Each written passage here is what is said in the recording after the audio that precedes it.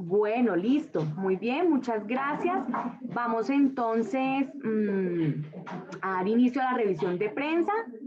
Iniciamos con Valentina García. Valentina, buenos días, te escuchamos. Buenos días, profe. Bueno, profe, ¿me escucha o no me escucha? Sí, te escuchamos súper bien. Muy bien. Ok, bueno, profe, bueno.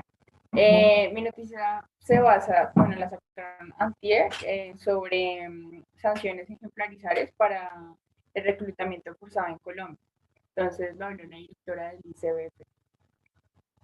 Bueno, empiezo. La directora del ICBF, Lina Arbeláez, anunció que pronto se presentará un cartel de reclutamiento forzado contra los menores de edad por parte de los grupos armados ilegales. Este lunes lo hizo en un evento donde también presentó dos informes a la Fiscalía General de la Nación sobre las víctimas de este delito. Arbeláez aseguró que desde 1999 tienen 6.931 procesos de restablecimiento de derechos por esta misma causa.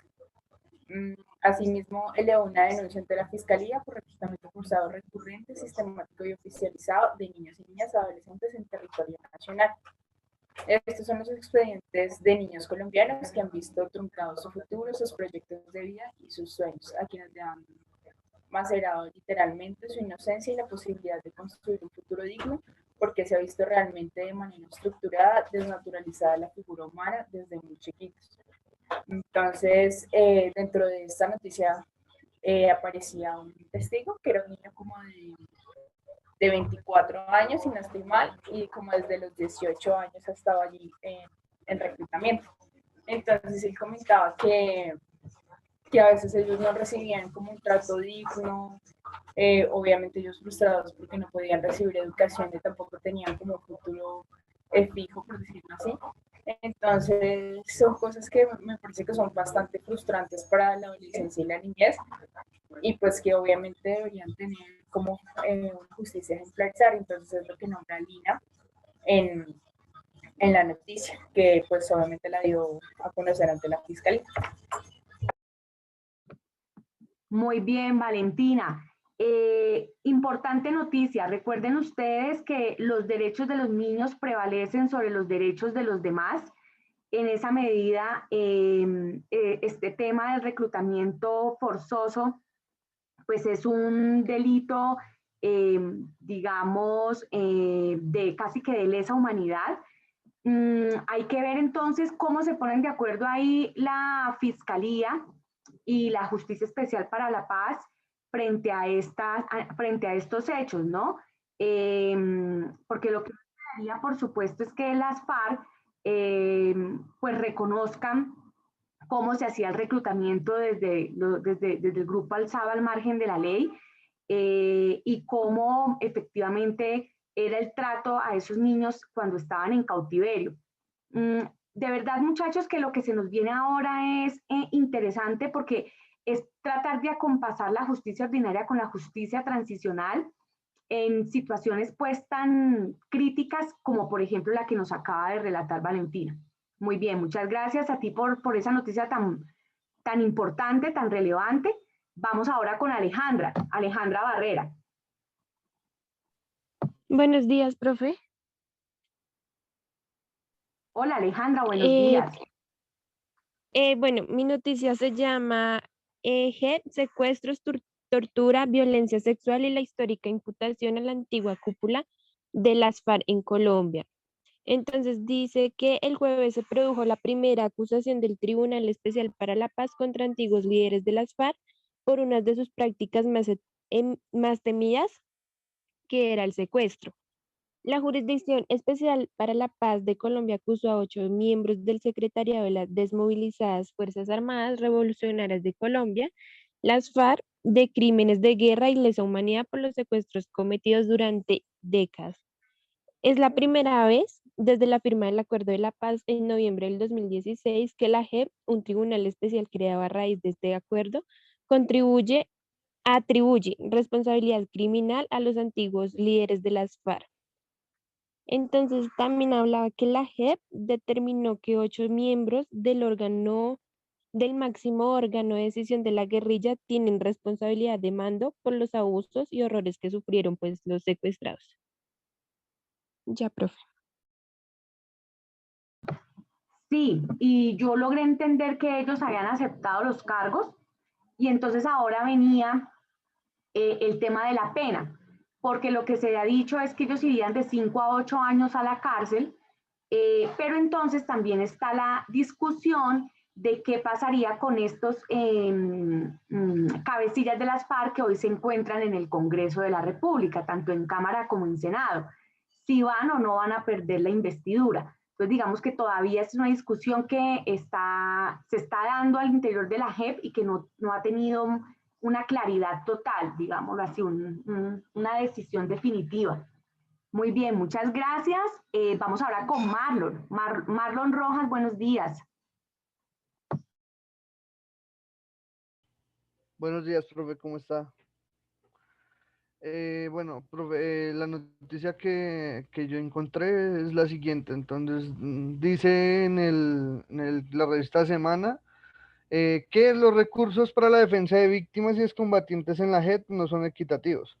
Entonces, nos precisa de que, bueno, comienza explicando qué significa la JEP, que es Jurisdicción Especial para la Paz, y siendo un organismo de justicia transicional.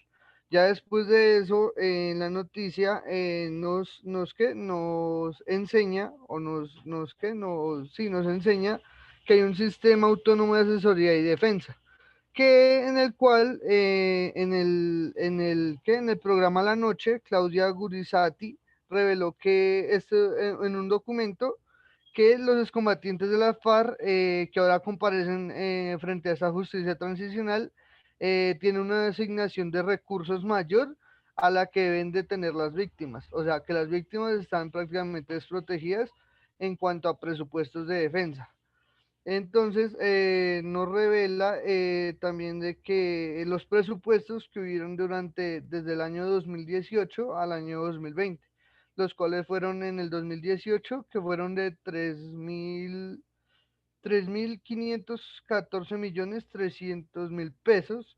En el 2019 fueron de 22.145.208 pesos, y en el 2020 disminuyeron a 19.537.967 pesos. Y en cuanto a esto, la JEP se refirió a que los presupuestos, hay una mayor petición por parte de los excombatientes a lo de las víctimas. Esa fue como la excusa de la JEP, de que las víctimas no estaban pidiendo los suficientes recursos y como tal, eh, no sé, por eso no se está brindando un mayor desplazamiento de recursos hacia ese lado. Es decir, Marlon, la noticia va en torno a que hay más recursos para la defensa técnica de los excombatientes que para la defensa técnica de las víctimas. ¿Es lo que te logro entender? Sí, señora, esa noticia salió hace poco, hace más o menos 11 horas, y nos explica eso, de que el desplazamiento de recursos está siendo más versátil hacia los excombatientes que hacia las víctimas. Y la excusa de la JEP es de que los excombatientes piden una mayor solicitud de esos recursos, o sea, piden mayor defensa y todo eso, y las víctimas supuestamente no piden recursos como tal bueno, a la JEP, no le piden esos recursos a la JEP. Entonces es la excusa que la JEP presenta. Pero imagínate que sí suena ilógico porque de todos modos ahora lo vamos a ver cuando veamos la última fase ya de la genealogía de la justicia transicional. El centro definitivamente sí son las víctimas. De hecho, las víctimas son las que se encargan junto con otros actores de la sociedad civil de reconstruir toda la historia del conflicto, y en esa reconstrucción de la historia se necesita, por supuesto, una defensa técnica para las víctimas que les ayude a reconstruir toda esa memoria jurídica que uno no lo puede hacer de por sí solo si no es con la asistencia de un abogado, ¿sí? Y además de eso, pues enfrentar todos los procesos que vienen adelante en la Justicia Especial para la Paz, porque pues aquí siempre el ánimo será esclarecer la verdad, y en ese esclarecimiento de la verdad pues se necesita la defensa tanto de una parte como de la contraparte. De tal manera que sí es un tema importante, me parece lo que está señalando, que tiene que entrar a revisar la JEP, a ver cómo hace para equilibrar mucho más los presupuestos y por lo menos tratar de dejar un valor muy parecido o similar, eh, a los excombatientes como a las víctimas, prevaleciendo las víctimas, por Sí, supuesto. sí, No sé, sí, el criterio. yo pienso, sí, profe, y yo pienso, digamos, que, digamos, esa repartición de recursos debería ser más de oficio, o sea, más de parte de la JEP y no sobre una solicitud que haga una persona como víctima o como excombatiente o como juzgado, no, debería ser más de oficio. Entonces, si se hizo una evaluación desde el principio del acuerdo, si se hizo una evaluación quién eran víctimas, quién eran victimarios, entonces ahí es donde se debe comenzar a guiar esos recursos en favorecimiento de las víctimas. Estoy de acuerdo, debería ser una asignación presupuestal directamente desde la JEP. Así es. Bien, Marlon, muchas gracias. Profe, Vamos, Valentina. una pregunta, en ese caso, y lo que está hablando Marlon, ¿no habría como sanciones para, o sea, para ese tipo de situaciones? Porque, ¿cómo es posible que le den como más presupuesto a los excombatientes que a las víctimas? ¿No tendría como una falta de razón en eso y habría como sanciones o algunas multas por darle como prioridad a algo que no, pues como que no, no sé, no sería como favorable? Pues mira que es que ahí está el quid del asunto, que todavía nos falta muchísimo por reglamentar administrativamente y financieramente hablando, de cómo debe funcionar la JEP. A mí me parece que todas estas situaciones que se están suscitando en el desarrollo mismo de la justicia transicional son las que hay que ir teniendo en cuenta para llenar esos vacíos normativos. Recuerden que este es un mecanismo que de todos modos apenas estamos estrenando, y de hecho la ley estatutaria no logra prever tanto de nivel de detalle, digámoslo así. Pero de todos modos sabes que sí sería bueno revisarlo, déjame, yo lo averiguo con expertos en el tema y les tengo una respuesta en 8 días, porque puede de pronto haber habido algún avance ahí. Vale, profe, gracias. Gracias a ustedes. Vamos ahora con Sebastián. Sebastián García, buenos días. Sí, buenos días, profe, y buenos días para todos. Entonces, mi noticia es acerca de la presentación del informe anual de la alta comisionada de la ONU, Juliette de Rivero, que es representante en Colombia, pues, frente a los derechos humanos, ¿no?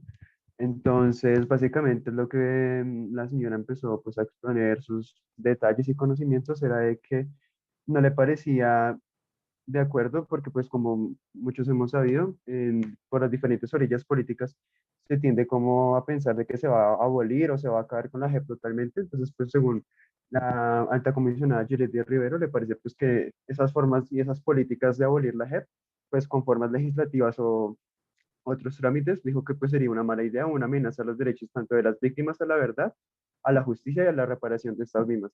Y también pues a las FARC, pues como pues por firmar todo eso en el año 2016.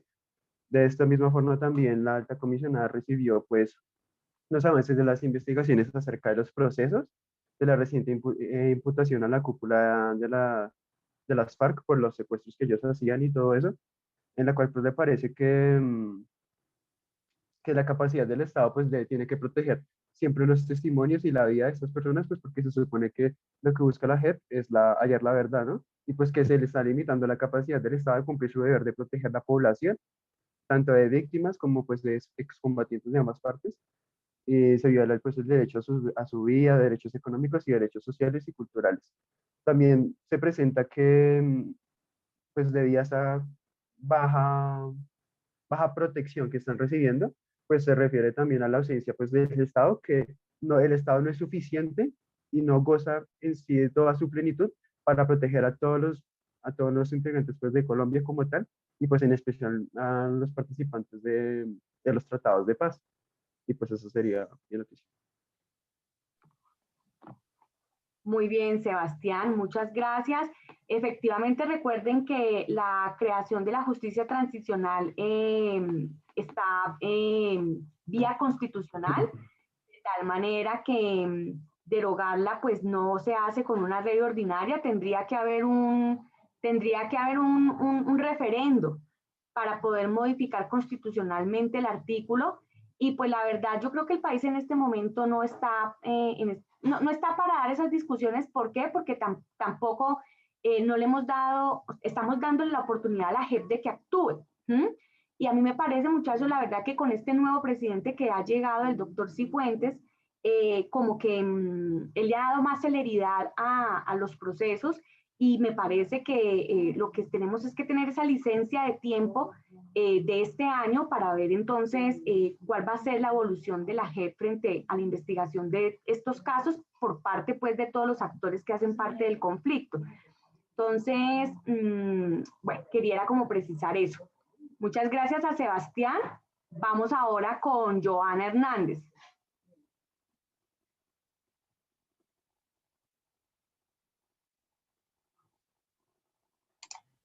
Buenos días, doctora. Hola, Joana, buenos días. Mi noticia es sobre los falsos positivos.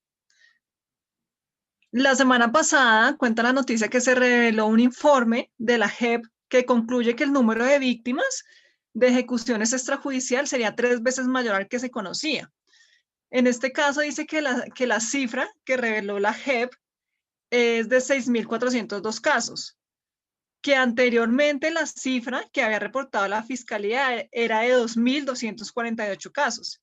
Entonces, prácticamente si uno pues suma, resta y divide, ahí hay una diferencia como de 4.000 casos. Dice también que el fenómeno conocido como falsos positivos, que ya todos conocemos que fue que los militares asesinaban a civiles para presentarlos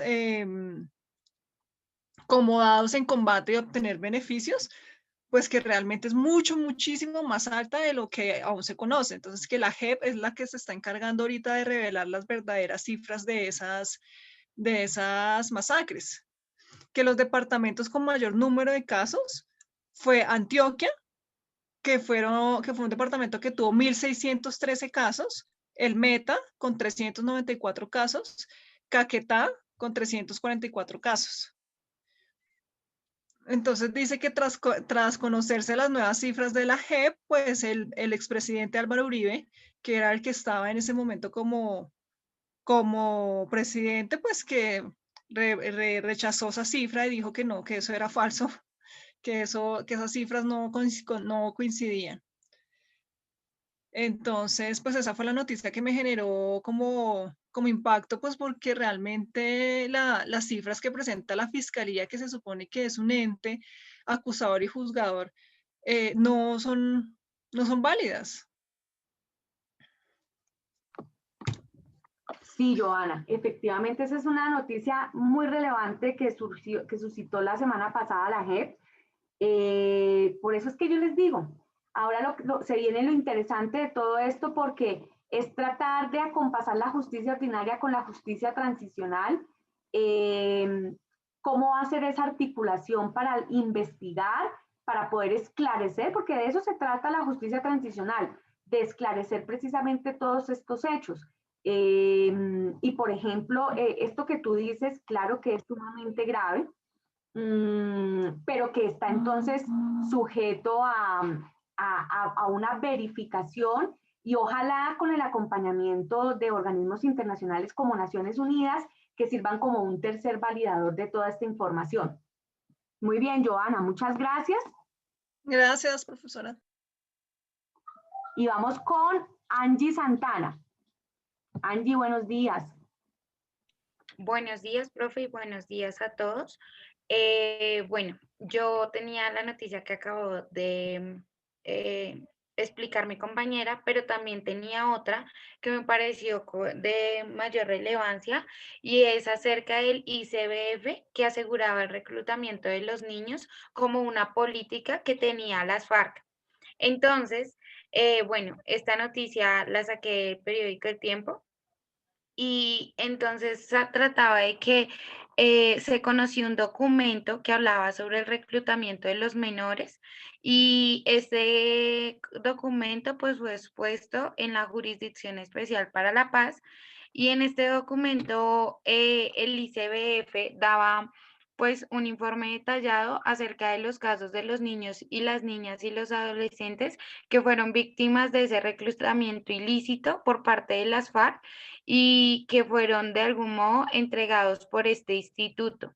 Entonces, la directora Lina María Arbeláez del instituto, bueno, aseguró con este documento que tenía pruebas que, bueno, sustentaban y validaban que las FARC generaban un reclutamiento forzoso a estos sujetos y agregó también que, bueno, ella tenía sus testimonios que podían confirmar que existía como una política sistemática para este reclutamiento. Entonces, ella comentaba que entre 1997 y el 2000, pues se calculó un número de 8.000 menores de edad reclutados para actos de conflicto armado en Colombia. Y que entonces ella exponía que pues se evidencia obviamente y pues ya como tomándolo de palabras mías, que pues digamos han sido muchos los niños que han sido reclutados y que pues ha sido de una forma completamente ilícita y que muchos de esos niños pues también, digámoslo así, de una forma coloquial, pues se han perdido en medio de todos esos reclutamientos pues porque nadie responde pues por esas actuaciones que se dieron en medio de todo eso y pues por las vidas de ellos ni nada por el estilo. Muy bien, Angie, muy bien, muchas gracias. Exactamente, esta es una noticia extensiva de la que dio alguno de ustedes, que también sigue siendo muy importante junto con la que mencionó ahorita Joana. Aquí vamos a ir conociendo la verdad de la verdad de la verdad, de las verdades, como se dice. Eh, Indiscutiblemente, pues ustedes ya saben, si ellos no aceptan todos esos cargos, pues se ven expuestos a unas condenas de 20 años, también establecidas por la misma Justicia Especial para la Paz. Entonces, digamos que esto lo que hace es dejar en evidencia qué tan dispuestos están ellos a reconciliar el país y a reconciliarlo diciendo la verdad, a reconciliarlo tratando de reparar a las víctimas directa o indirectamente y pues reconstruyendo la historia, reconstruyendo la historia. Muy bien, muchas gracias a Angie. Por supuesto, eso deja unas reflexiones de fondo también fuertes, ¿no? Porque de todos modos, este reclutamiento a menores de edad también se da por condiciones de falta de presencia del Estado en las regiones y entonces digamos que pues ahí también se generan unas condiciones de vulnerabilidad, de fragilidad que hacen presas más fáciles a los niños para que combatan en los grupos alzados al margen de la ley.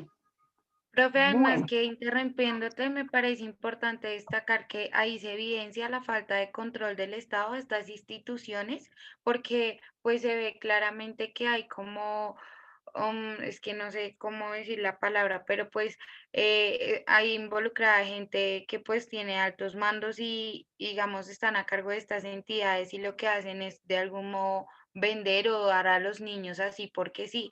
Entonces, estas instituciones, en vez de ser algo favorable y que beneficie a la sociedad, pues también de algún modo se corrompen con este tipo de situaciones y actuaciones de estos grupos armados. Mira, Angie, puede ser totalmente pensable. Ustedes saben también la corrupción que hay al interior de las instituciones, desafortunadísimamente, y uno no sabe si de pronto allí había algún tipo de connivencia con estos grupos alzados al margen de la ley en las regiones. Es que tanto que está por saberse de verdad para desenmarañar todo este andamiaje tan macabro. Muy bien. Bueno, muchas gracias a Angie. Permítanme, por favor, entonces ya comparto aquí las diapositivas para que nos pongamos aquí al corriente.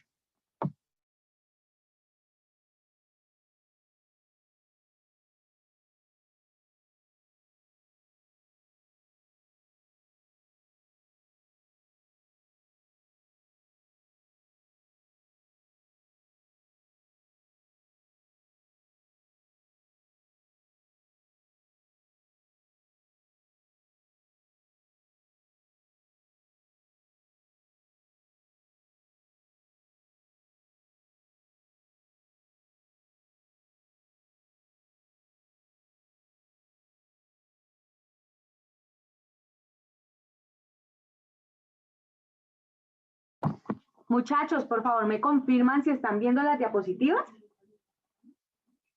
Sí, señora profe. Vale. Bueno, muy bien. Entonces, hace 8 días no habíamos terminado de hablar sobre la segunda fase de la genealogía de la justicia transicional, que como les había dicho, pues es una justicia transicional, una fase que se da dentro de la posguerra fría. Entonces, les había dicho en ese momento pues que habíamos salido de varias situaciones, digamos, habían habido varias situaciones a nivel internacional que lograban, digamos, como estudiar este periodo de la justicia transicional. Es decir, ¿qué situaciones? Ya había colapsado la Unión Soviética, ya habíamos terminado la bipolaridad entre comunistas y capitalistas, ya se había terminado un poco la proliferación también de las dictaduras en América Latina y estábamos asistiendo a unos procesos de democratización política en América Latina. Hagamos aquí una especie de repaso, esperen un momento. Bueno, y entonces habíamos dicho que precisamente a causa pues de que en Sudamérica empiezan a ser derrocadas las juntas militares y a prevalecer la democracia, entonces ya en esta fase, por ejemplo, se empieza a reconocer la responsabilidad que tienen los agentes del Estado en los distintos conflictos y violaciones de derechos humanos que se presentaron en muchos países de América Latina. También habíamos dicho que en el marco de esta segunda fase de la justicia transicional se da una modernización del Estado de Derecho porque a pesar de que la justicia transicional empieza a surgir de una forma muy local, claro, cada país tiene su propio contexto, el Estado de Derecho empieza a abrirse a la justicia internacional y el derecho internacional entonces empieza a jugar un rol constructivo que empieza a guiar a ese Estado de Derecho nacional en la conducción de los juicios nacionales para hacer pues una transición democrática. También habíamos dicho que en esta segunda fase se empieza a dar una tensión entre el castigo que, digamos, todos hemos tenido siempre como en la mente de que el Estado de Derecho ideal es el que castiga a quienes cometen delitos. Pero entonces empieza a dar esa tensión entre ese Estado de Derecho ideal, que se caracteriza por castigar a quienes cometen delitos, versus la amnistía. Y se empiezan entonces a dar esta serie de debates en esta segunda fase. Y a causa de esos debates, entonces es que empiezan a surgir, digamos, múltiples concepciones de justicia. Y entonces, por ejemplo, temas como en qué momento aplicamos más castigo y en qué momento aplicamos menos reconciliación. Y básicamente, pues lo que logramos decir allí es que hay una aplicación más, es decir, la factibilidad de perseguir la aplicación de la justicia y la capacidad de la justicia para contribuir al Estado de Derecho transicional dependía claramente de la escala de los crímenes que se hubieran cometido y del grado en que estos crímenes eran sistemáticos o habían sido patrocinados por el Estado. Entonces, digamos que en esa discusión empieza, por ejemplo, a aparecer una de esas concepciones de justicia. O el tema de que si entraba más bien o el intento de hacer valer la responsabilidad por medio del derecho penal, también generó dilemas porque se empieza a discutir, pero es que, a ver, en el derecho penal hay retroactividad de la ley, desafortunadamente hay alteración y manipulación indebida de las leyes existentes en favor de algunos grupos, hay un alto grado de selectividad en lo que debe ser sometido a proceso, hay un poder judicial sin autonomía. Y entonces, en todas esas discusiones es cuando se dice, bueno, entonces renunciemos a los procesos penales y empecemos a trabajar en métodos alternativos para el esclarecimiento de la verdad y para el establecimiento de responsabilidades en los hechos. Y entonces es ahí cuando se empiezan a dar pues esas concesiones cruciales sobre el Estado de Derecho, donde se empieza a decir, Dios mío, o sea, de verdad tenemos que empezar a dar discusiones que nos permitan sanar las heridas, que nos permitan incorporar valores en un Estado de Derecho, que nos permita llegar a una paz para todos y a una reconciliación que por supuesto conlleve a la paz. Y entonces, en esas discusiones, vuelvo y repito, son discusiones que se dan más locales. Y en esta segunda fase, entonces, es cuando se dice que una característica de la justicia transicional de la posguerra fría es que esa justicia transicional empieza a ser mucho más local, mucho más contextualizada, mucho más limitada, mucho más provisional, porque pues no podemos tener una justicia transicional que haga una lectura general para todos los conflictos. En la medida en que logremos tener una justicia transicional más contextualizada, logramos tener una mayor identidad política, porque nosotros mismos empezamos a reconstruir nuestros hechos de la historia del conflicto, empezamos a tener una justicia transicional con más legitimidad, menos totalizante y menos globalizadora y mucho más local. Y entonces habíamos llegado a, digamos, como a una primera acción concreta de la justicia transicional de la posguerra fría, que era precisamente la de instaurar un modelo restaurativo y reemplazarlo por un modelo retributivo. Entonces, básicamente en ese modelo restaurativo, pues habíamos dicho que hay como dos acciones. La primera de ellas es precisamente instalar una comisión de la verdad que, como se los había dicho, se encarga, y aquí está la definición, de investigar, documentar y divulgar públicamente abusos a los derechos humanos durante el tiempo que duró el conflicto. Y básicamente para poder lograr que esas comisiones de la verdad funcionen, pues toca hacer, como lo dice claramente aquí, una reconstrucción de la historia. Una reconstrucción de la historia que permita vincular los actores que vivieron el conflicto. Porque solo cuando reconstruimos la historia bajo las comisiones de la verdad, logramos entonces que las comisiones se vuelvan un vehículo para que las víctimas se reconcilien, para que se trate de recuperar,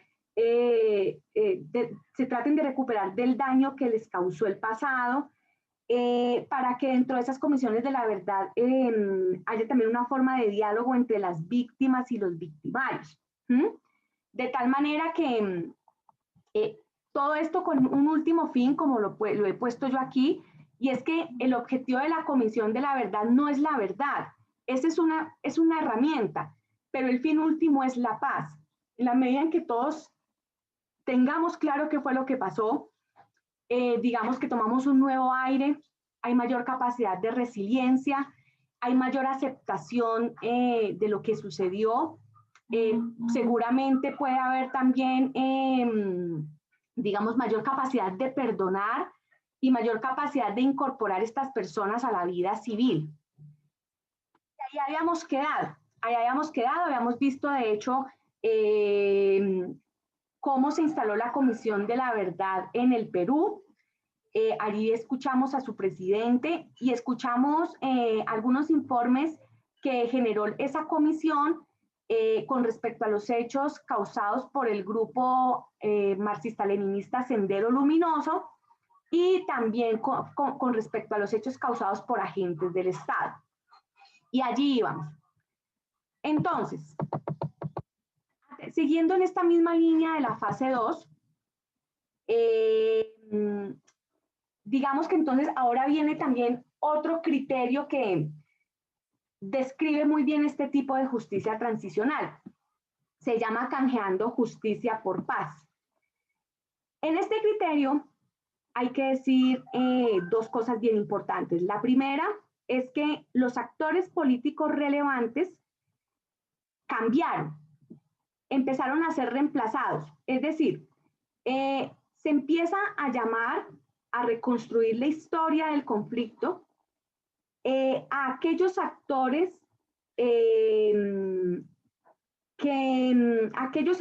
que tienen, digamos, autoridad legal y autoridad moral para hablar dentro de la sociedad civil.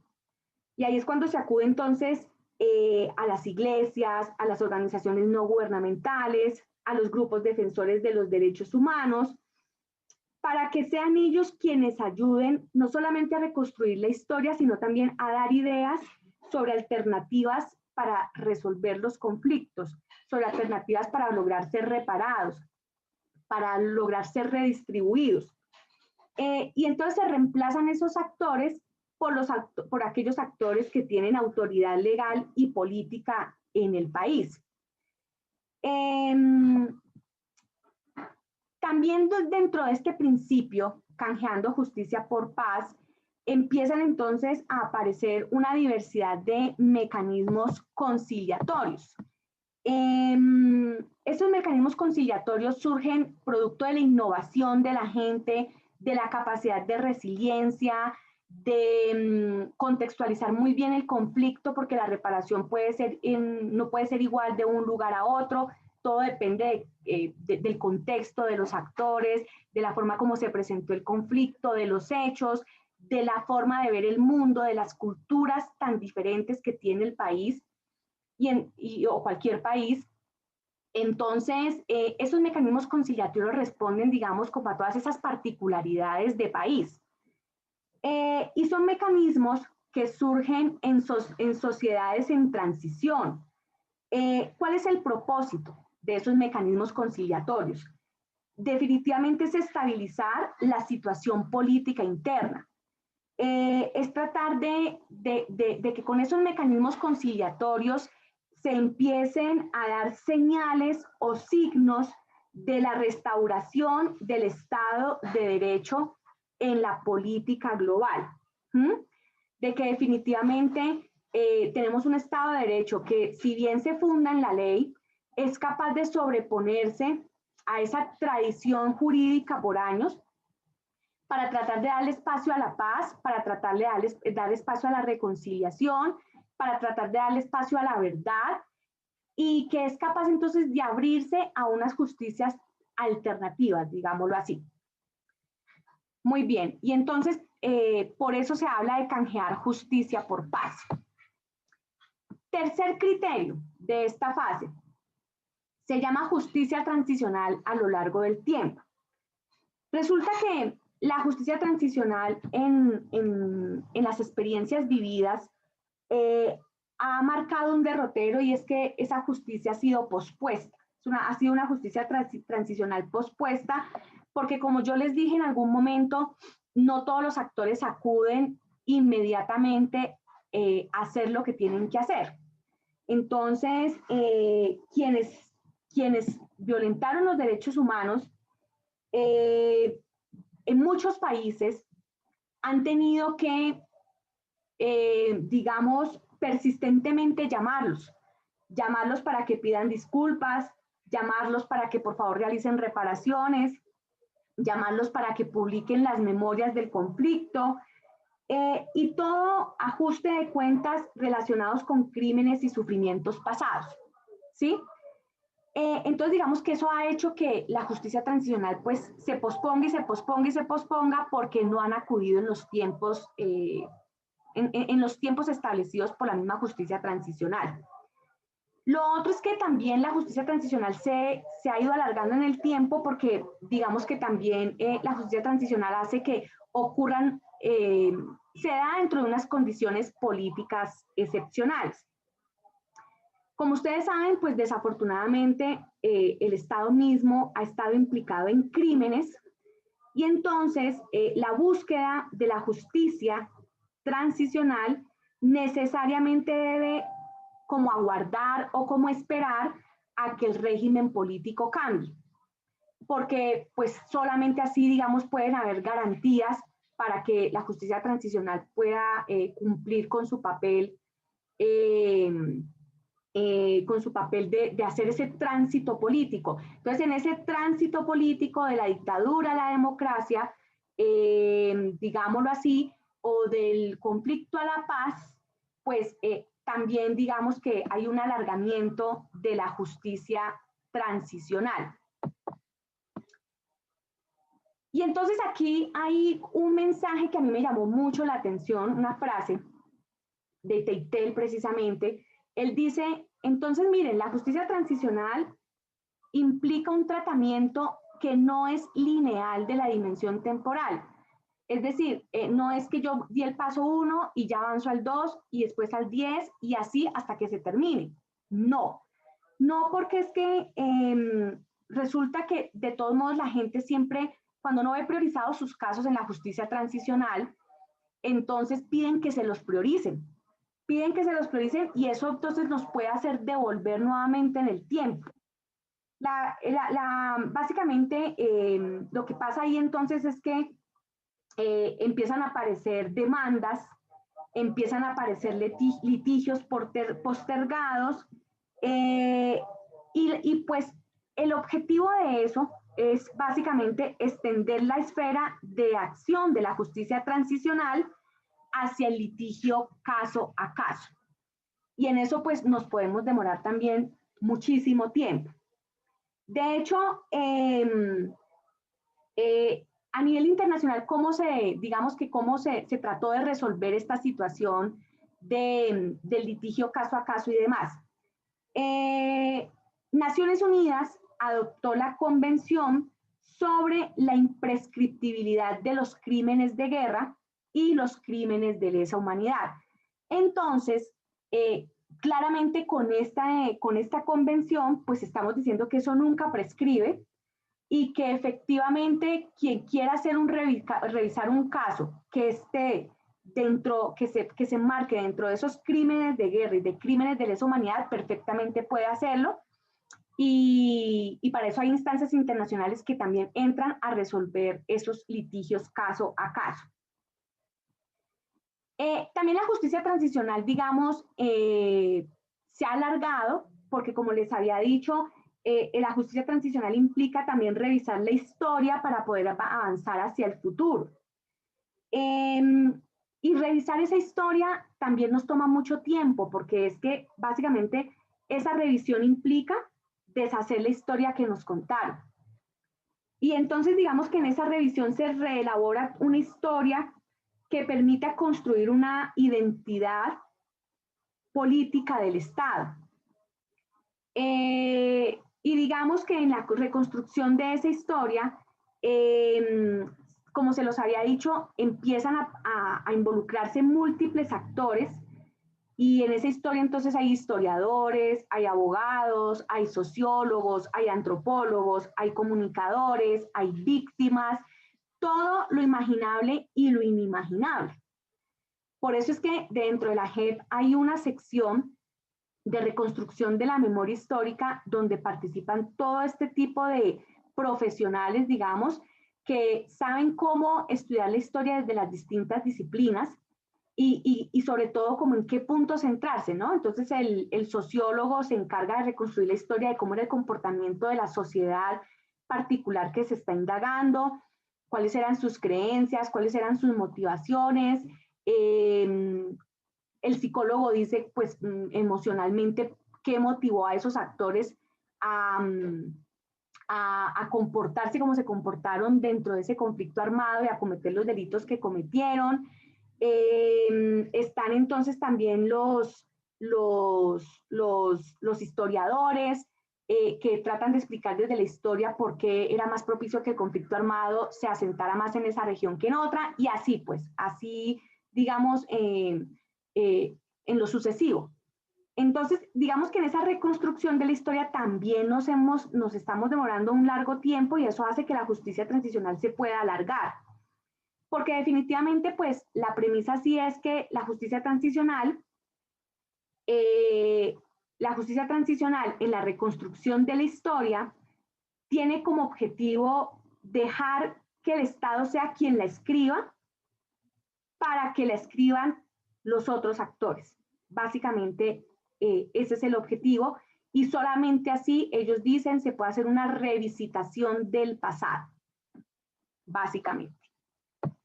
Entonces, cuando todo esto sucede, pues suceden dos cosas dentro de esta justicia transicional de la posguerra fría. Y la primera es que esa nueva historia que nos están contando le da más legitimidad a la justicia transicional que nosotros decidimos hacer, y también, digamos, le da mayor soberanía a los países. Es decir, esto le permite también a los gobiernos y a los países decirle al mundo entero que están llevando a cabo un proyecto de justicia transicional ejemplar, que nadie puede venir de afuera a decir, como a señalar que lo que se está diciendo no es, porque aquí se está haciendo un trabajo realmente que responde a criterios de verdad, de inclusión y de participación, y eso reafirma, digamos, más la soberanía de los países a nivel internacional. Y también la otra premisa que uno puede destacar de esta segunda fase es que aquellos que estaban más bien abajo, dentro de la estructura política y social del país me refiero, aquellos que estaban más bien abajo que arriba, es decir, arriba en los mandos de poder y de responsabilidad política, son los que ahora cobran relevancia para reconstruir la historia dentro de la justicia transicional.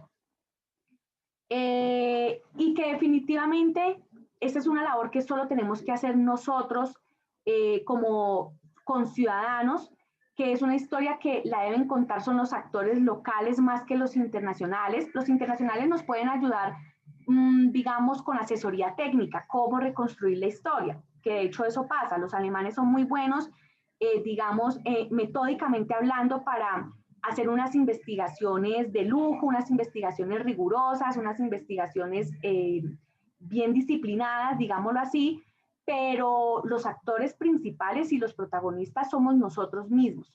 ¿Bien? Entonces, por eso se dice que la justicia transicional implica involucrar más actores locales que internacionales. Muy bien, entonces, esto pues con respecto a la segunda fase del origen de la justicia transicional. Viene una última fase, y es una fase que se le ha denominado el estado estable de la justicia transicional. Digamos que en esta fase, básicamente lo que se reconoce es que la justicia transicional de todos modos nos deja una permanencia institucional. Hay unas instituciones internacionales que ya se empezaron a estar, que ya son parte pues del sistema internacional, que van a funcionar en tiempos de paz o en tiempos de guerra, y van a estar. Y también hay unos criterios que ya se establecen como criterios estables que deben ser obligatorios para los estados y para los gobiernos. Entonces, empezamos a hablar de, primero, que ya tenemos instituciones establecidas como Naciones Unidas, como la Corte Penal Internacional, como los sistemas regionales de protección a los derechos humanos, que tenemos claro que definitivamente el ejercicio del poder público se tiene que hacer basado en la garantía y el respeto de los derechos humanos, que el Estado no puede ejercer autoridad para violar los mismos. Básicamente también lo que se está diciendo con esto es que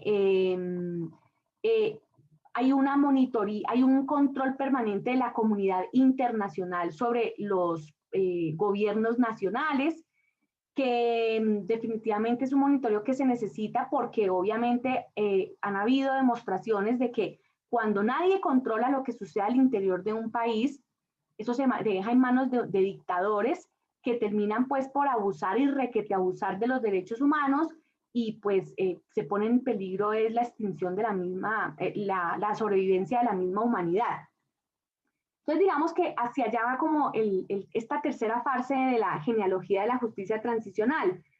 Y entonces ya se empieza a considerar que lo que era históricamente visto como un fenómeno que estaba asociado solamente a condiciones de posconflicto, a condiciones de posconflicto extraordinario, ahora entonces parece ser cada vez más un reflejo de tiempos normales. El mundo está viviendo constantemente muchas situaciones. Hay mucha fragmentación política en los países, hay muchos estados débiles que no logran entonces llegar a todo un país, a todo un territorio con presencia institucional. Hay muchas pequeñas guerras, hay muchos países que viven en un conflicto permanente como el nuestro. Y entonces digamos que todo eso hace que la justicia transicional, digamos, perdure también dentro de nuestras estructuras nacionales e internacionales. De hecho, pues como ya hay una estabilidad de la justicia transicional, también digamos que se ha dado permanentemente una politización más alta del derecho. Y cuando hablamos de una politización más alta del derecho, es básicamente de que asistimos cada vez más a grandes concesiones de los estándares que caracterizan al Estado de Derecho y empezamos entonces a tratar de incorporar mecanismos alternativos que refuercen esos estados de derecho, que ya pues lo hemos venido diciendo muchísimas veces. Entonces, básicamente, muchachos, el símbolo más reconocido de la normalización de la teoría transicional es el afianzamiento del Tribunal Penal Internacional o de la Corte Penal Internacional. Digamos que ese es como el signo más evidente de una estabilidad de la justicia transicional. Recuerden ustedes que el Tribunal Penal Internacional fue establecido a finales del siglo XX, que es un tribunal permanente, pues que ha sido creado para someter a proceso autores de crímenes de guerra, genocidio, crímenes contra la humanidad. Y digamos que entonces esa Corte Penal Internacional, además de cumplir con esa misión, también en el fondo lo que está haciendo es de legitimar aquellos regímenes en los cuales pues se puede llegar a cometer estos crímenes de guerra, genocidio y crímenes contra la humanidad. Y digamos que también la sola presencia de la Corte Penal Internacional incita a una transición política en las sociedades. Aquí quiero entonces que veamos, que escuchemos a quien en su momento fue la presidenta de la Corte para que nos cuente claramente sobre todo cuáles han sido los retos de la Corte Penal Internacional en esta sociedad contemporánea. Dame un momento, por favor.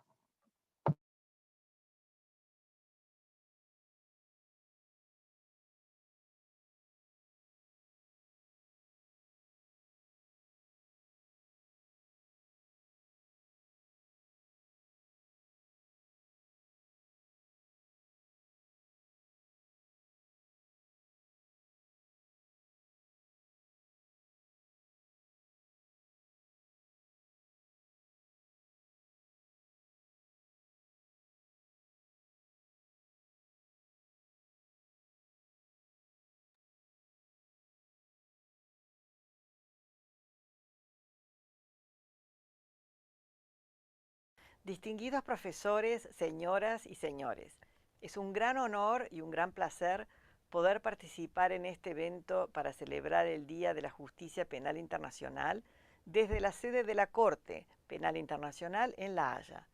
Agradezco al Instituto de Relaciones Internacionales y al Departamento de Derecho Internacional de la Universidad Nacional de La Plata por su amable invitación y por la iniciativa de celebrar el Día de la Justicia Internacional a través de una reflexión sobre aspectos centrales del sistema de la Corte. El 17 de junio de 1998, en Roma, fui testigo de cómo 120 estados adoptaron el Estatuto de Roma, el tratado fundacional de la Corte, que sentó las bases de un sistema permanente de justicia penal internacional. El Estatuto fue el resultado de la firme determinación de los estados y de la sociedad civil que trabajaron en conjunto para lograr su adopción y más tarde para obtener suficientes ratificaciones y hacer de la Corte Penal Internacional una realidad. La Argentina y los países de América Latina y el Caribe fueron parte central de este esfuerzo. Impulsaron la creación de la Corte Penal Internacional y se mantuvieron activos después de la Conferencia de Roma para ayudar a su puesta en marcha y consolidación.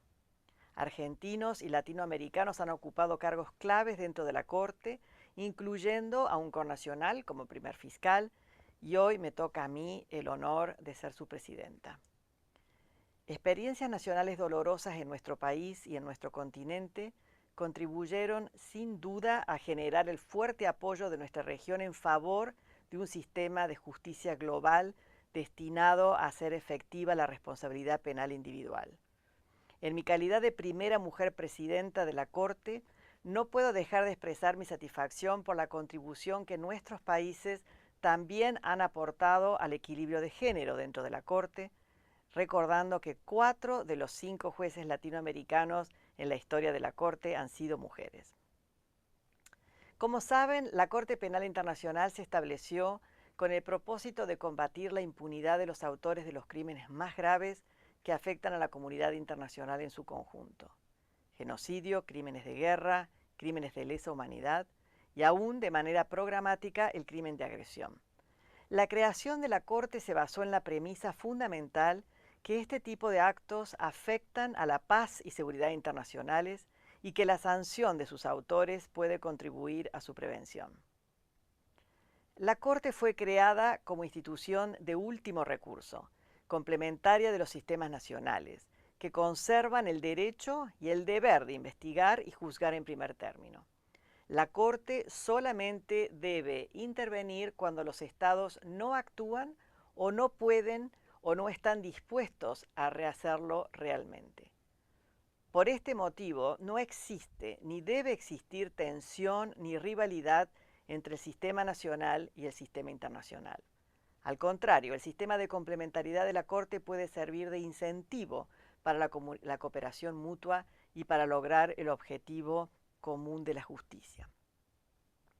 La Corte ha llegado lejos en sus primeros 15 años de operaciones, con un verdadero pico de actividad judicial en el último año, en que se dictaron por primera vez en la historia de la Corte decisiones muy importantes en temas claves. Particularmente importantes fueron las condenas decididas por actos de violencia sexual, hoy en la sala de apelaciones, y por actos de destrucción de propiedad cultural constitutivos de crímenes de guerra o de lesa humanidad. En adición a los procedimientos judiciales en curso, la Fiscalía ha abierto investigaciones en 10 situaciones, incluida la última investigación que se inició en Georgia, previa autorización de los jueces. La Fiscalía también está llevando a cabo los llamados exámenes preliminares previos a una potencial apertura de una investigación en relación con 10 países en 4 continentes diferentes. El Estatuto de Roma, en un paso histórico, ha avanzado desde el ejercicio de la justicia puramente retributiva hacia una nueva dimensión que incluye elementos de justicia restaurativa. El sistema otorga a las víctimas el derecho de participar en los procedimientos y de solicitar reparación por el daño causado. Como consecuencia de las condenas ya dictadas, la Corte está llevando a cabo procedimientos sobre reparaciones en 4 casos. Las órdenes de reparación que dicta la Corte no se dirigen contra los estados, sino contra las personas condenadas que son individualmente responsables de reparar el daño causado. Sin perjuicio de esta responsabilidad, cuando estos no tienen o no se le conocen recursos, las reparaciones pueden quedar a cargo de un fondo fiduciario para las víctimas. El fondo es un ente autónomo, pero vinculado a la Corte, que se nutre de fondos voluntarios de estados, organizaciones e individuos. El fondo puede hacerse cargo de órdenes de reparaciones dictadas por los jueces en casos concretos y también dar asistencia general a víctimas de delitos investigados por la Corte. El Fondo Fiduciario para las Víctimas asociados a la Corte Penal Internacional ya ha proporcionado este tipo de asistencia a más de 450.000 víctimas en situaciones investigadas por la Corte en República Democrática del Congo y en Uganda. Como pueden observar, la Corte está funcionando a pleno y se espera que la carga de trabajo aumente en el futuro. Esto demuestra que la Corte es una realidad y que está cumpliendo con el cometido para el cual fue creado. Al mismo tiempo que crece el trabajo y las expectativas, la Corte se enfrenta a desafíos importantes relacionados con la eficiencia de sus actividades y con la legitimidad de la institución. Mejorar la eficacia y la eficiencia de nuestros procedimientos ha sido mi máxima prioridad como presidenta desde el día en que asumí el cargo. Tomando en cuenta la experiencia de los primeros años, hemos emprendido una serie de reformas a nuestras prácticas judiciales y métodos de trabajo y sugerido también algunas enmiendas al marco jurídico con el fin de acelerar los procedimientos y, de manera más amplia, mejorar la calidad y el impacto de la justicia que se brinda. Me satisface decir que las reformas ya han producido resultados concretos y se ha logrado acelerar de manera visible ciertas fases del procedimiento judicial. Sin embargo, no debe olvidarse que la eficacia de nuestros procedimientos depende en gran medida de la cooperación que reciba la Corte para llevar a cabo investigaciones y juicios. Esta cooperación es indispensable para reunir pruebas, proteger testigos y víctimas, arrestar a sospechosos y ejecutar nuestras sentencias. Además de las formas de cooperación obligatorias previstas en el propio tratado, se espera que los estados también proporcionen de manera voluntaria formas adicionales de cooperación. En este sentido, debo destacar que la República Argentina es uno de los estados partes que ha firmado tanto un acuerdo de protección de testigos como uno sobre la ejecución de las penas impuestas por la Corte Penal Internacional. Respecto a los desafíos sobre su legitimidad, la Corte está sujeta a las limitaciones del Estatuto de Roma, su tratado fundacional. La Corte tiene un mandato global, pero con 124 estados parte, el estatuto no cuenta aún con participación universal. De acuerdo con sus disposiciones, salvo que el Consejo de Seguridad de las Naciones Unidas remita la cuestión a la Corte, estas solo puede abrir investigaciones cuando los crímenes se cometan en el territorio de un estado parte o por nacionales de un estado parte. La Corte se enfrenta a constantes reclamos para que se ocupe de atrocidades cometidas en diversas situaciones que quedan, sin embargo, fuera de la órbita de su competencia. Esta imposibilidad para actuar afecta su eficacia y puede generar la percepción de que la Corte ejerce justicia selectiva, enfocándose más sobre una región que sobre otras. El fortalecimiento de la universalidad del Estatuto de Roma es esencial para la legitimidad y eficacia de la Corte. La historia ha demostrado que sancionar a los autores de crímenes gravísimos es una tarea muy difícil. La mayor parte de las veces ha sido imposible. Sin embargo, las 3 últimas décadas han sido testigo de avances impresionantes en materia de justicia penal internacional. El requerimiento de justicia es hoy constante en esquemas de resolución de conflictos a nivel nacional o internacional. La impunidad por graves crímenes ha dejado de ser una opción. Al mismo tiempo, los desafíos para consolidar lo logrado no son menores en un contexto en que se cuestiona la validez o la utilidad de conceptos globales y mecanismos multilaterales. El Día de la Justicia Penal Internacional nos da la ocasión de reafirmar la importancia de la justicia por los crímenes más graves y recordar que la acción de la justicia para ser eficaz requiere apoyo constante y cooperación concreta de la comunidad internacional en su conjunto, estados, organizaciones gubernamentales y no gubernamentales y de la sociedad civil en general, incluyendo a académicos y a practicantes del derecho. Por ello, les agradezco una vez más, en nombre de la Corte Penal Internacional, por la organización de este bienvenido evento en la Universidad Nacional de La Plata, que contribuye a estos objetivos. Les agradezco su atención y les deseo... Muy bien, entonces quiero que por favor le demos una leidita al Estatuto de Roma, que es el estatuto fundacional, por supuesto, de la Corte. Ya les digo cómo lo vamos a abordar. Denme un momento.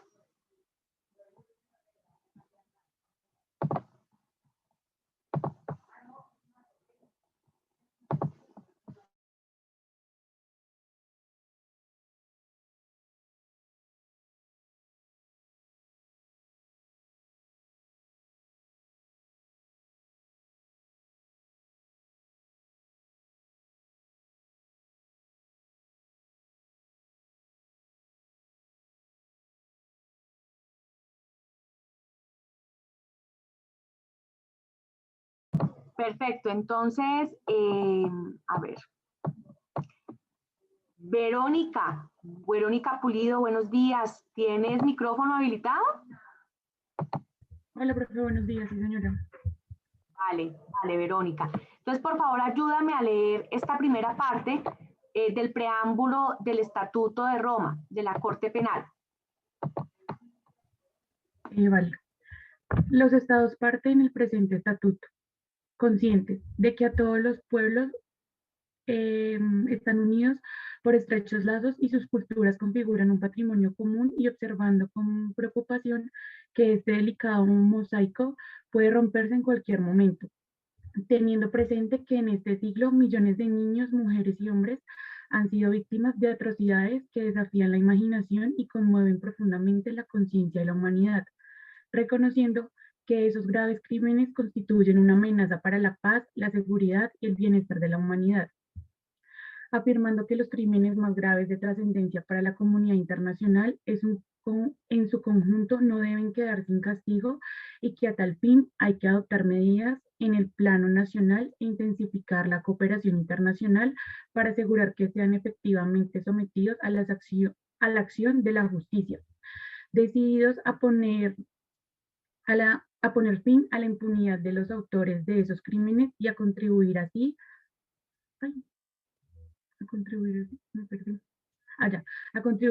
a la prevención de nuevos crímenes, recordando que es deber de todo Estado, ejercer su jurisdicción penal contra los responsables de crímenes internacionales, reafirmando los propósitos y principios de la Carta de las Naciones Unidas, y en particular que los estados se abstendrán de recurrir a la amenaza o al uso de la fuerza contra la integridad territorial o la independencia política de cualquier estado, o en cualquier otra forma incompatible con los propósitos de las Naciones Unidas, destacando en este contexto que nada de lo dispuesto en el presente estatuto deberá entenderse en el sentido de que autorice a un Estado parte a intervenir en una situación de conflicto armado o en los asuntos internos de otro Estado, decididos a los efectos de la consecución de esos fines y en interés de las generaciones presentes y futuras, a establecer una Corte Penal Internacional de carácter permanente,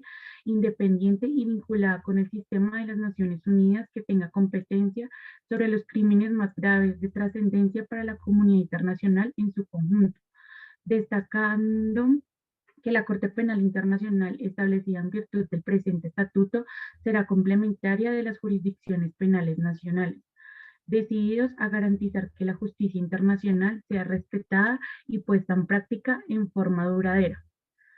Han convenido en lo siguiente. Perfecto, muchas gracias. Vamos a leer entonces esta primera parte del establecimiento de la Corte. Le pediría el favor, gracias a ti. Vamos ahora con, a ver. Diego Felipe Rodríguez. Diego, ¿tienes micrófono? Muy buenos días, doctora. ¿Me escuchas? Es que te escucho entrecortado. ¿Me escuchas? ¿De dónde comienzo a leer, doctora? Parte 1. Ok.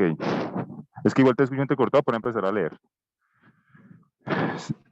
Dice parte 1 del establecimiento de la Corte, artículo 1 de la Corte.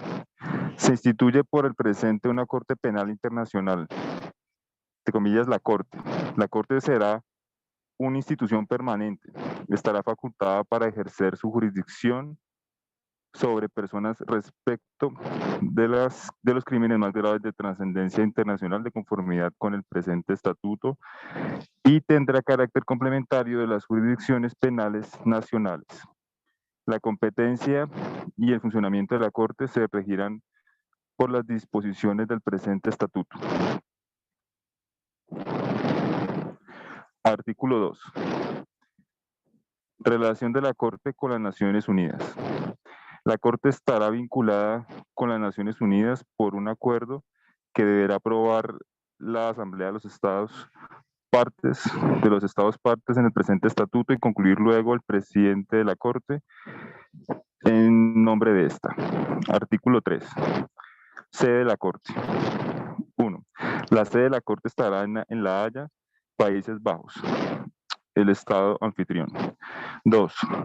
La Corte concertará con el Estado anfitrión con un acuerdo relativo a la sede que deberá aprobar la Asamblea de los Estados partes y concluir luego el presidente de la Corte en nombre de esta.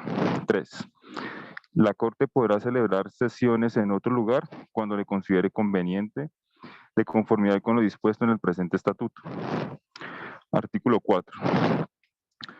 Condición jurídica y atribuciones de la Corte. Profe, ¿me están escuchando?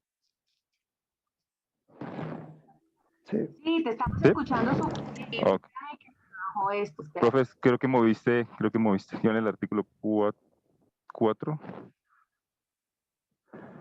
Ahí. Ok. Dice condiciones jurídicas y atribuciones de la Corte. 1. La Corte tendrá personalidad jurídica internacional. Tendrá también la capacidad jurídica que sea necesaria para el desempeño de sus funciones y la realización de sus propósitos. 2. La Corte podrá ejercer sus funciones y atribuciones de conformidad con el dispuesto en el presente estatuto, en el territorio de cualquier Estado parte y por acuerdo especial en el territorio de cualquier otro Estado. Perfecto. ¿Sigo leyendo? Perfecto. Ok. Gracias. Ok. Por favor. Gracias. Ok, profe. Sara Milena Echeverry. Sí, profesora. Hola, ¿Cómo está, profesora? Buenos días. Buenos días. Porfa, ayúdame a leer. Dime. Pero usted podría ampliar porque ahí yo no alcanzo a ver. ¿Ahí ves? No, entre más puede mejor. Es que llevo horas en el computador, entonces ahí está bien, profe, ahí está bien. Uy. La parte 2 de la... Parte 2, de la competencia, admisibilidad y el derecho aplicable. Ajá. Bueno, artículo 5. Crímenes de la competencia de la Corte. Primero, la competencia de la Corte se limitará a los crímenes más graves de trascendencia para la comunidad internacional en su conjunto. La Corte tendrá competencia de conformidad con el presente estatuto respecto de los siguientes crímenes. Crimen de genocidio. B. Los crímenes de lesa humanidad. Los crímenes de guerra. El crimen de agresión. Y 2. La Corte ejercerá competencia respecto del crimen de agresión una vez que se pruebe una disposición de conformidad con los artículos 121 y 123 en que se defina el crimen y se enuncien las condiciones en las cuales lo hará. Esta disposición será compatible con las disposiciones pertinentes de la Carta de las Naciones Unidas. Artículo 6. Genocidio. A los efectos del presente estatuto, se entenderá por genocidio cualquiera de los actos mencionados a continuación, perpetrados con la intención de destruir total o parcialmente a un grupo nacional, étnico, racial o religioso como tal. A. Matanza de miembros del grupo. B. Lesión grave a la integridad física o mental de los miembros del grupo. C. Sometimiento intencional del grupo a condiciones de existencia que hayan de acarrear su destrucción física total o parcial. D. Medidas destinadas a impedir nacimientos en el seno del grupo. E. Traslado por la fuerza de niños de grupo a otro grupo. Artículo 7. Crímenes de lesa humanidad. Primero, a los efectos del presente estatuto se entenderá por crimen de lesa humanidad cualquiera de los actos siguientes cuando se cometa como parte de un ataque generalizado o sistemático contra una población civil y con conocimiento de dicho ataque. A. Asesinato. B. Exterminio. C. Esclavitud. D. Deportación o traslado forzoso de población. E. Encarcelación u otra privación grave de la libertad física en violación de normas fundamentales de derecho internacional. F. Tortura. G. Violación, esclavitud sexual, prostitución forzada, embarazo forzado, esterilización forzada o cualquier otra forma de violencia sexual de gravedad comparable. H. Persecución de un grupo o colectividad. No entiendo. Bueno, H. Persecución de un grupo o colectividad con identidad propia fundada en motivos políticos, raciales, nacionales, étnicos, culturales, religiosos, de género, definido en el párrafo 3 u otros motivos universalmente reconocidos como inaceptables con arreglo al derecho internacional, en conexión con cualquier acto mencionado en el presente párrafo o con cualquier crimen de la competencia de la Corte. Y desaparición forzada de personas. J. El crimen de apartheid. Bueno. K. Otros actos inhumanos de carácter similar que causen intencionalmente grandes sufrimientos o atenten gravemente contra la integridad física o la salud mental o física. 2. A los efectos del párrafo primero. A. Por ataque contra una población civil se entenderá una línea de conducta que implique la comisión múltiple de actos mencionados en el párrafo primero contra una población civil de conformidad con la política de un Estado o de una organización de cometer ese ataque o para promover esa política. B. El exterminio. Comprenderá la imposición intencional de condiciones de vida, entre otras la privación del acceso a alimentos o medicinas, entre otras encaminadas a causar la destrucción de parte de una población. C. Por esclavitud se entenderá el ejercicio de los atributos del derecho de propiedad sobre una persona o de alguno de ellos, incluido el ejercicio de esos atributos en el tráfico de personas, en particular mujeres y niños. D. Por deportación o traslado forzoso de población, se entenderá el desplazamiento forzoso de las personas afectadas por expulsión u otros actos coactivos de la zona en que estén legítimamente presentes sin motivos autorizados por el derecho internacional. Perfecto, espérame. No, dale aquí para terminar. Por tortura. Por tortura, se entenderá causar intencionalmente dolor o sufrimientos graves, ya que sean físicos o mentales, a una persona que el acusado tenga bajo su custodia o control. Sin embargo, no se entenderá por tortura el dolor o los sufrimientos que se deriven únicamente de sanciones lícitas o que sean consecuencia normal o fortuitas de ellas. F. Por embarazo forzado, se entenderá el confinamiento ilícito de una mujer a la que se le ha dejado embarazada por la fuerza, con la intención de modificar la composición étnica de una población o de cometer otras violaciones graves del derecho internacional. En modo alguno, se entenderá que esta definición afecta a las normas de derecho interno relativas al embarazo. G. Por persecución, se entenderá la privación intencional y grave de derechos fundamentales en contravención del derecho internacional en razón de la identidad del grupo o de la colectividad. H. Súbelo, profe, un poquito. Gracias. Por desaparición forzada de personas, se entenderá la aprehensión, la detención o el secuestro de personas por un Estado o una organización política o con su autorización, apoyo o aquiescencia, seguido de la negativa a admitir tal privación de libertad o a dar información sobre la suerte o el paradero de esa persona, con la intención de dejarlas fuera del amparo de la ley por un periodo prolongado. Tercero, a los efectos del presente estatuto se entenderá que el término género se refiere a los dos sexos, masculino y femenino. En el contexto de la sociedad, el término género no tendrá más aceptación que la que antecede. Más acepción que la que antecede. Perfecto. Y aquí nos faltó leer por el crimen de apartheid. Porfa, ayúdame ahí, la H. Ah, ok, profe. Por el crimen de apartheid se entenderán los actos inhumanos de carácter similar a los mencionados en el párrafo primero, cometidos en el contexto de un régimen institucionalizado de opresión y dominación sistemáticas de un grupo racial sobre uno o más grupos raciales y con la intención de mantener ese régimen. Perfecto, perfecto. Mil gracias a ti por ayudarme ahí. Y vamos con el último, que son crímenes de guerra. Entonces, le voy a pedir el favor a ver.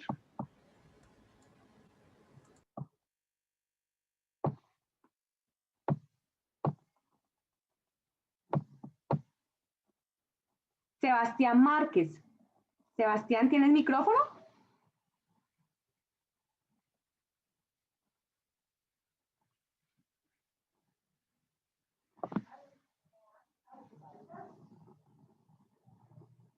Sebastián Márquez, ¿estás ahí?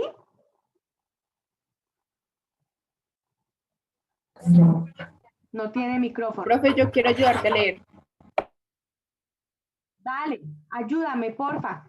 Crímenes de guerra. Gracias. Donde dice la Corte tendrá competencia. Ajá, exacto, ahí empezamos. Ok, crímenes de guerra. Primero, la Corte tendrá competencia respecto a los crímenes de guerra, en particular cuando se cometan como parte de un plan o política o como parte de la comisión en gran escala de tales crímenes. Segundo, a los efectos del presente estatuto se entiende por crímenes de guerra: a. Infracciones graves de los convenios de Ginebra de 12 de agosto de 1949, a saber, cualquiera de los siguientes actos contra personas o bienes protegidos por las disposiciones del Convenio de Ginebra pertinente. Primero, el homicidio intencional. Segundo, la tortura, los tratos inhumanos, incluidos los experimentos biológicos. 3. El hecho de causar deliberadamente grandes sufrimientos o de atentar gravemente contra la integridad física o a la salud. 4. La destrucción y la apropiación de bienes no justificadas por necesidades militares y efectuadas a gran escala, ilícita y arbitrariamente. 5. El hecho de forzar a un prisionero de guerra o a otra persona protegida a servir en las fuerzas de una potencia enemiga. 6. El hecho de privar deliberadamente a un prisionero de guerra o a otra persona protegida de su derecho a ser juzgado legítima e imparcialmente. Séptimo, la deportación o el traslado ilegal o el confinamiento ilegal. Octavo, la toma de rehenes. B. Otras violaciones graves de las leyes y usos aplicables en los conflictos armados internacionales dentro del marco establecido de derecho internacional, a saber, cualquiera de los actos siguientes.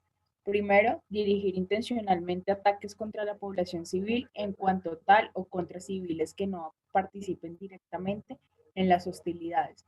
Segundo, dirigir intencionalmente ataques contra bienes civiles, es decir, bienes que no son objetivos militares. Tercero, dirigir intencionalmente ataques contra personal, instalaciones, material, unidades o vehículos participantes en una misión de mantenimiento de la paz o de asistencia humanitaria de conformidad con la Carta de las Naciones Unidas, siempre que tengan derecho a la protección otorgada a civiles o bienes civiles con arreglo al derecho internacional de los conflictos armados. Cuarto, lanzar un ataque intencionalmente a sabiendas de que causará pérdidas incidentales de vidas, lesiones a civiles o daños a bienes de carácter civil o daños extensos, duraderos y graves al medio ambiente natural que serían manifestantes excesivos en relación con la ventaja militar concreta y directa con el conjunto que se prevé. Quinto, atacar o bombardear cualquier medio, ciudades, aldeas, viviendas o edificios que no estén, que no sean objetivos militares. Sexto, causar muerte o lesiones a un combatiente que haya depuesto las armas o que al no tener medios para defenderse se haya rendido a discreción. Séptimo, utilizar de modo indebido la bandera blanca, la bandera nacional o las insignias militares o el uniforme del enemigo o de las Naciones Unidas, así como los emblemas distintivos de los convenios de Ginebra, y causar así la muerte o lesiones graves. Octavo, el traslado directo o indirecto por la potencia ocupante de parte de su población civil al territorio que ocupa, o la deportación o traslado de la totalidad o parte de la población del territorio ocupado dentro o fuera de este territorio. Noveno, dirigir intencionalmente ataques contra edificios dedicados a la religión, la educación, las artes, las ciencias o la beneficencia, los monumentos históricos, los hospitales y los lugares en que se agrupan a enfermos y heridos, siempre que no sean objetivos militares. Décimo, someter a personas que estén en poder de una parte adversa a mutilaciones físicas o experimentos médicos o científicos de cualquier tipo que no sean justificados en razón de un tratamiento médico, dental u hospitalario, ni se llevan a cabo en su interés y que causen la muerte o pongan gravemente en peligro su salud. 11. Matar o herir a traición a personas pertenecientes a la nación o al ejército enemigo. 12. Declarar que no se dará cuartel. 13. Destruir o apoderarse de bienes del enemigo a menos que las necesidades de la guerra lo hagan imperativo. 14. Declarar arbolidos suspendidos o inadmisibles ante un tribunal de los derechos y acciones de los nacionales de la parte enemiga. 15. Obligar a los nacionales de la parte enemiga a participar en operaciones bélicas dirigidas contra su propio país, aunque hubieran estado de servicio del beligerante antes del inicio de la guerra.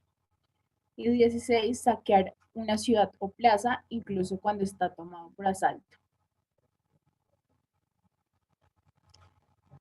17. Emplear veneno o armas envenenadas. 18. Emplear gases asfixiantes, tóxicos o similares a cualquier líquido, material o dispositivos análogos. 19.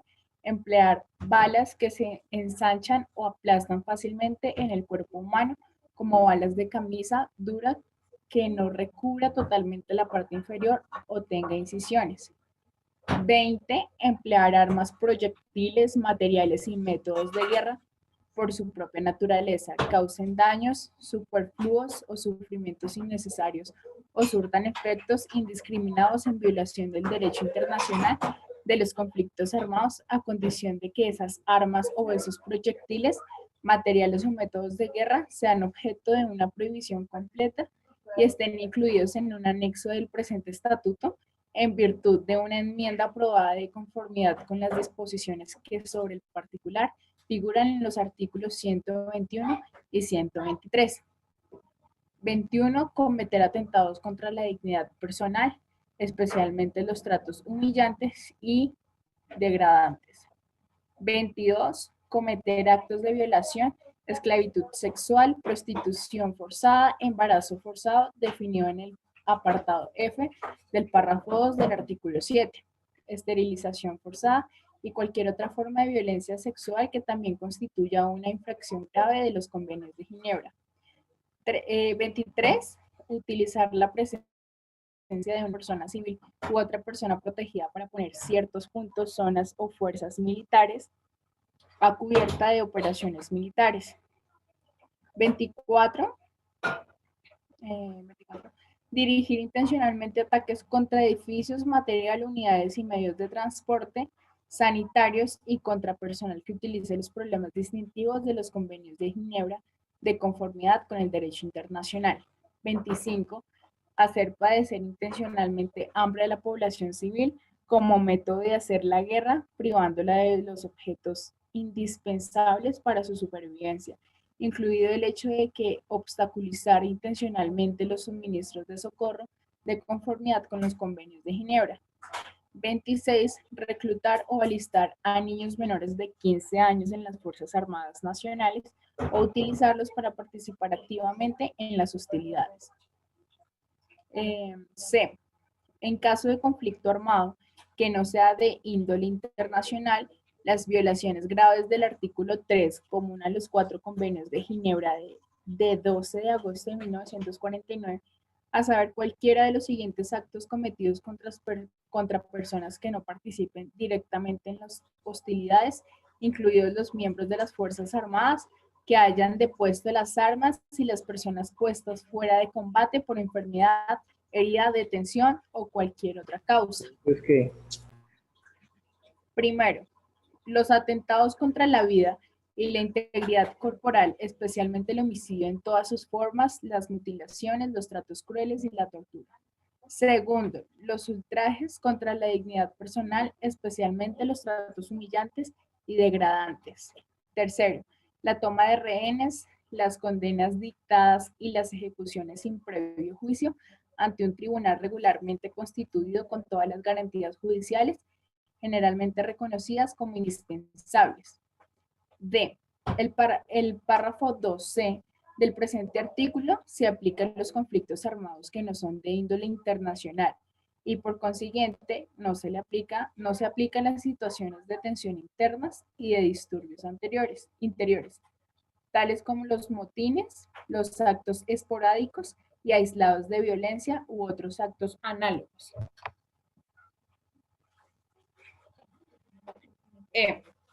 Otras violaciones graves de las leyes y los usos aplicables en los conflictos armados que no sean de índole internacional dentro del marco establecido de derecho internacional, a saber cualquiera de los actos siguientes.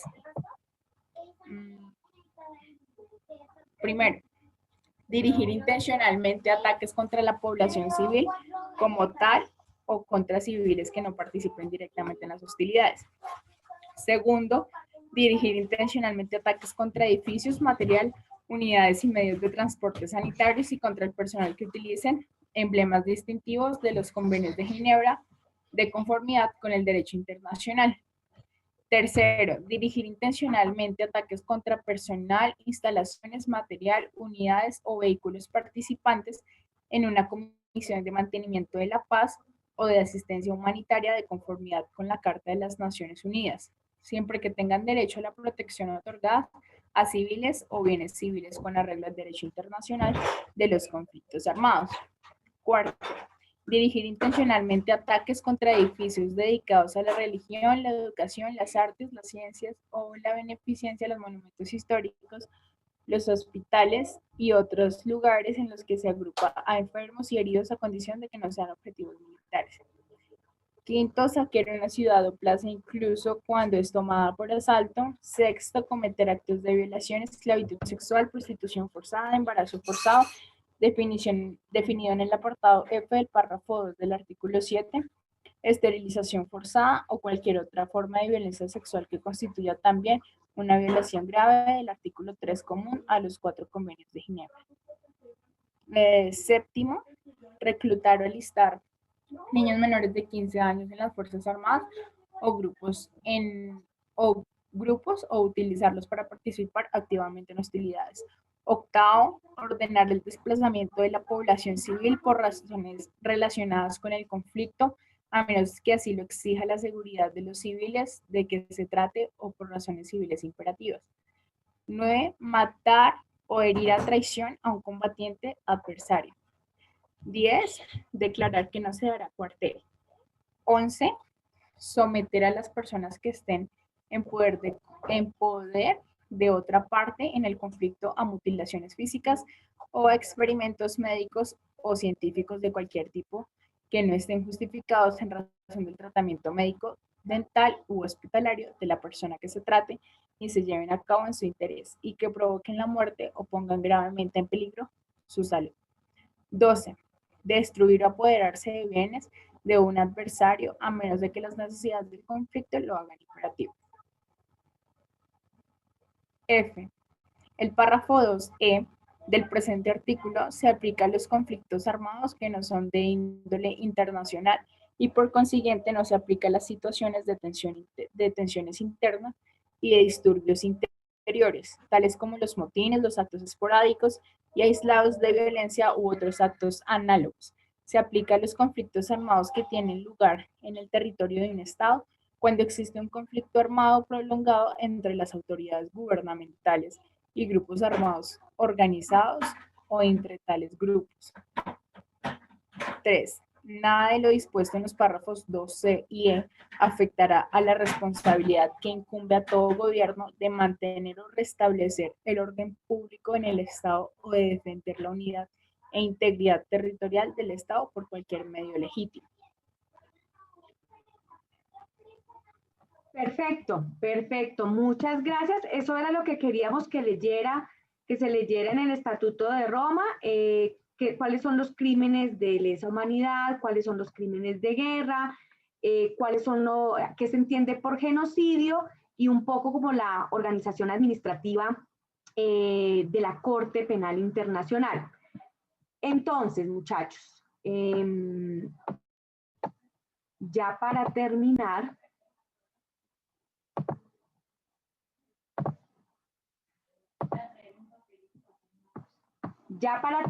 entonces, por eso es que se dice que hay una estabilidad pues de la justicia transicional a nivel internacional, a la cual se puede acudir en cualquier momento. Ya ven ustedes que la misma Corte Penal Internacional pues también regula cómo se deben llevar a cabo los conflictos armados internos y en caso de que pues no se cumplan, digamos, estos estándares jurídicos, pues todo eso es susceptible de ser revisado por la Corte.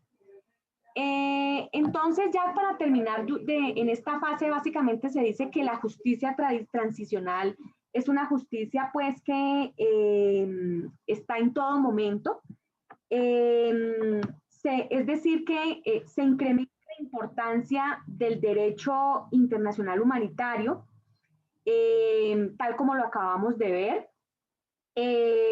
Básicamente es un derecho internacional humanitario que restringe la forma en la que se conduce la guerra, de tal manera que esto permite identificar las fallas que está cometiendo el accionar del Estado y presionando, por supuesto, para que el Estado cumpla con los derechos humanos, tanto en tiempos de paz como en tiempos de guerra. Lo otro que hay que decir es que la justicia transicional, si bien está presente en todo momento, no es una justicia transicional que se pueda generalizar, como se los había dicho en su momento. La justicia transicional, por supuesto, tiene que mirar hacia atrás para responder ante inclusive el último conflicto que se presente dentro del sistema internacional, y lo que hace en consecuencia es empezar a resolver desde el mismo contexto, empezar a resolver pues todos esos, toda esa estructura que hace parte del conflicto mismo. Pero jamás la justicia transicional se puede usar como una plantilla, digámoslo así, para garantizar seguridad en el futuro, porque cada conflicto tiene sus propios elementos, cada conflicto tiene sus propios actores, como se los había dicho, y digamos que cada justicia transicional tiene sus propios logros, sin dejar de decir que, por supuesto, sí hemos caído en unas generalidades, como es establecer unas instituciones internacionales y establecer unos marcos normativos internacionales que, digamos, se vuelven como un marco de acción para tratar de mitigar el daño, sobre todo cuando están en riesgo los derechos humanos en medio de una guerra o de un conflicto armado interno. Entonces, muchachos, pues básicamente con esto terminaríamos lo que es el origen de la justicia transicional. Recuerden ustedes que todas estas clases están grabadas, se encuentran en el canal de YouTube, para que pues tengan la posibilidad de revisarlas, de repasar conceptos, si algo no está muy claro, de volverse a ver la clase. Y todo esto pues para decirles básicamente que tenemos el parcial, si Dios quiere, en 8 días. El parcial lo vamos a hacer por el aula virtual. Es un parcial muy sencillo que la verdad va a tener preguntas de tipo cerrado, de selección múltiple con única respuesta, selección múltiple con única respuesta, verdadero y falso y a emparejamiento. De tal manera que quien termine va a tener su nota inmediatamente, la retroalimentación, y recuerden que esta nota se complementa con los trabajos que hicimos en el aula virtual, que son 2 básicamente. Uno sobre la aproximación conceptual de qué es la justicia transicional, y el segundo, unas preguntas que se dejaron en torno a los juicios de Nuremberg, donde se pretendían identificar quiénes eran los actores del tribunal militar, a quienes estaban juzgando, cómo se estaban juzgando, qué tratados internacionales estaban violentando durante el régimen de Hitler y demás. Entonces, eso sería básicamente, muchachos, todo por hoy. No sé si hay alguna pregunta. Profe. Dale, Alejandra, claro. Profe, o sea que el día del examen no hay necesidad de conectarnos por Zoom. La verdad, yo prefiero que sí. Esa es una muy buena pregunta. Yo prefiero que sí nos conectemos porque si hay alguna duda, yo la puedo resolver aquí de inmediato. Entonces, sí es mejor que nos veamos como siempre a las 11 de la mañana y yo les doy las instrucciones del parcial y me quedo aquí como para estar pendiente de que transcurra bien el examen y pues si hay preguntas, resolverlas, ¿vale? Entonces es mejor que sí. Es decir, que ¿a qué hora se inicia el parcial? A las 11:15, porque recuerden que siempre doy 15 minuticos de espera. Listo, profe, gracias. ¿Listo? Y recuerden que quienes han participado con noticias se han hecho acreedores a unas décimas para la nota del primer corte, ¿no? Entonces yo les sumo esas décimas a la nota y eso les ayuda mucho. Hay gente que ya tiene 1,2, por ejemplo, 1 punto con 2. ¿Alguna otra pregunta? Buenas tardes, doctora. Hola, Diego, buenas tardes.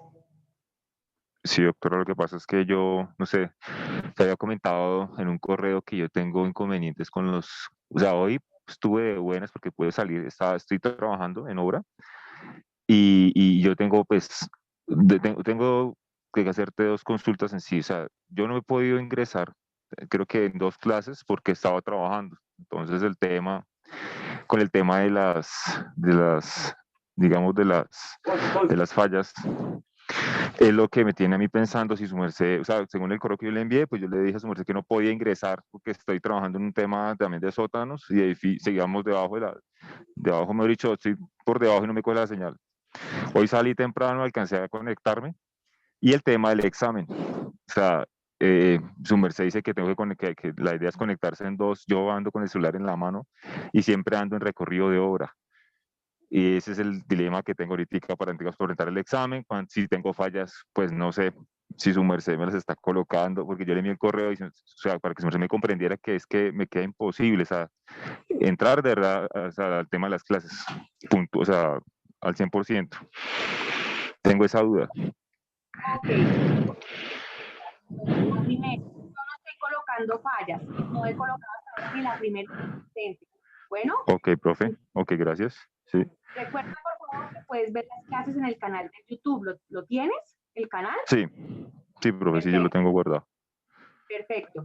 Segundo, ¿tú has presentado los 12 trabajos que yo acabo de mencionar? Sí, sí. Ok, perfecto. Y tercero, quienes no se puedan conectar por lo que me está, por ejemplo, esta situación de Diego, que entiendo, pues, su desplazamiento no le permite estar acá. Entonces, quienes no pueden conectarse, pues, presenten presencial. Lo importante es que lo puedan desarrollar dentro de las 2 horas establecidas para la clase, porque yo voy a dejar las 2 horas de clase para presentar el parcial. ¿Listo? Pero si hay alguna pregunta, ya saben que estamos aquí en Zoom y que pueden entrar pues a preguntarme lo que haya que resolver. Ok, o sea, si ingreso, digamos, como hoy que puedo ingresar como a las 12 pasaditas, entonces puedo presentar el examen que pues en ese transcurso, digamos, de 12 a 1, no hay inconveniente, contar que ingrese, que esté entre las 2 horas. ¿Sí? ¿Es lo que se me está diciendo? Ok, listo, profe, listo. Ajá, así es. Ok, tranquilo. Ok, profe. Muchas Muy gracias, bien. profe. Con mucho gusto. ¿Alguna otra pregunta, muchachos? Bueno, parece que todo está claro, entonces no me queda más que desearles una muy buena semana. Muchas gracias como siempre por todos sus aportes, por su atención a la clase. Este parcial está fácil, ustedes han sido muy juiciosos, revisen de todos modos las clases, ahí les queda la memoria. En los trabajos les ha ido muy bien, así que creo que no vamos a tener ningún inconveniente y nos vemos si Dios quiere en 8 días. ¿Listo? Un abrazo para todos, un resto de buena semana y que les vaya muy bien en el resto de parciales. Igualmente. Gracias, profe. Gracias. Gracias, profe.